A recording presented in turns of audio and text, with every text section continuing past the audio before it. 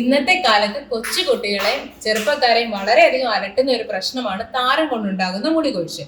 അപ്പൊ ഇന്നത്തെ നമ്മുടെ ഈ വീഡിയോയിൽ ഒരു അത്ഭുത ഔഷധത്തെ നമുക്ക് പരിചയപ്പെടാം. ദന്തപ്പാല അല്ലെങ്കിൽ വെട്ടുപാല എന്നൊക്കെ ഇതിന് പേരുണ്ട്. അപ്പൊ ഇതുകൊണ്ടുണ്ടാക്കുന്ന എണ്ണ താരനും സോറിയാസിസിനും ഒക്കെ വളരെയധികം ഫലപ്രദമാണ്. ഈ കാണുന്നത് ഒരു ഔഷധ ചെടിയാണ്. എന്താണെന്ന് മനസ്സിലായോ? ഇതാണ് ദന്തപ്പാല. സംസ്കൃതത്തിൽ ഇതിനെ ശ്വേതകുടജം എന്നാണ് വിളിക്കുന്നത്. അയ്യപ്പാല എന്നൊക്കെ പറഞ്ഞിട്ടാണ് മലയാളത്തിൽ ഇതിനെ അറിയപ്പെടുന്നത്.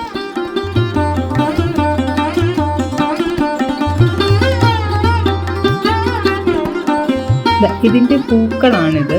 ചെറിയ വെള്ള പൂക്കളാണ് ഇതിന് ഉണ്ടാവുക.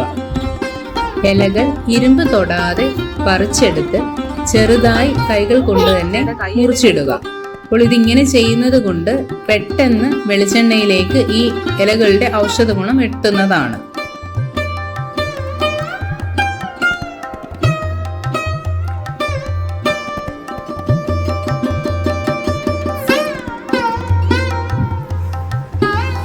ഒരു ഓട്ടുപാത്രത്തിലേക്ക് വെളിച്ചെണ്ണ പകരുക. അപ്പോൾ 1 ലിറ്റർ വെളിച്ചെണ്ണയ്ക്ക് 2 പിടി മുറിച്ച ഇലകളാണ് കണക്ക്.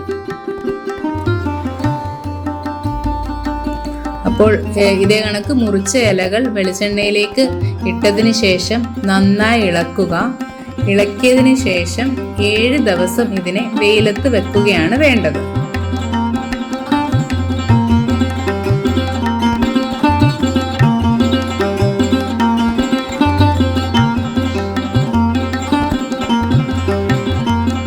ഓരോ ദിവസം കഴിയുമ്പോഴും നമുക്ക് ആ എണ്ണയുടെ നിറം മാറി വരുന്നത് കാണാൻ സാധിക്കും. രണ്ടാമത്തെ ദിവസമൊക്കെ ആകുമ്പോഴത്തേക്ക് ഒരു നീല കളർ നിറമായിരിക്കും ഈ എണ്ണയ്ക്ക് ഉണ്ടാവുക. അപ്പോൾ ഈ ഇലകളിൽ നിന്നുള്ള ഔഷധ ഗുണങ്ങൾ വെളിച്ചെണ്ണയിലേക്ക് പകരുന്നത് കൊണ്ടാണ് ഈ ഒരു നിറവ്യത്യാസം കാണുന്നത്. അങ്ങനെ 7 ദിവസം നമ്മളിത് സൂര്യപ്രകാശത്ത് വെക്കേണ്ടതാണ്. ദിവസം കഴിയുന്തോറും എണ്ണയുടെ നിറം മാറി വരും. അതേപോലെ തന്നെ ഇലകളുടെ നിറവും മാറി വരുന്നുണ്ടാവും.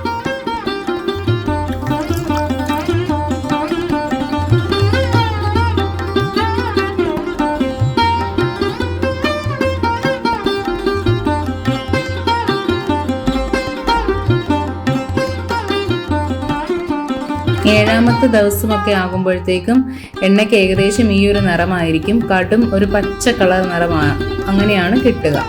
എന്നിട്ട് അതിനുശേഷം വൃത്തിയുള്ള വെള്ളം ഒട്ടും തൊടാത്ത ഉണങ്ങിയ അരിപ്പയിലൂടെ നമുക്ക് ഈ എണ്ണ അരിച്ചെടുക്കാവുന്നതാണ്. നമ്മുടെ ദന്തപ്പാല തൈലൊക്കെ റെഡി ആയിട്ടുണ്ട്. അപ്പോൾ പലതരം ത്വക്ക് രോഗങ്ങൾക്കും കഠിനമായ താരനും സോറിയാസിസിനും ഒക്കെ നമുക്കിത് ഉപയോഗിക്കാവുന്നതാണ്. പക്ഷെ ഗുണത്തെ പോലെ തന്നെ ഇതിന് ദോഷവുമുണ്ട്. അതുകൊണ്ട് എപ്പോഴും ശ്രദ്ധിക്കുക, ഒരു ആയുർവേദ ഡോക്ടറുടെ നിർദ്ദേശപ്രകാരം മാത്രമേ ഇത് ഉപയോഗിക്കാൻ പാടുള്ളൂ. അപ്പോൾ ഇതേപോലെയുള്ള ആരോഗ്യ വാർത്തകൾക്കായി ദയവായി ഈ ചാനൽ സബ്സ്ക്രൈബ് ചെയ്യുക. അടുത്ത ആഴ്ച മറ്റൊരു വീഡിയോയുമായി വീണ്ടും കാണും വരെ നന്ദി, നമസ്കാരം.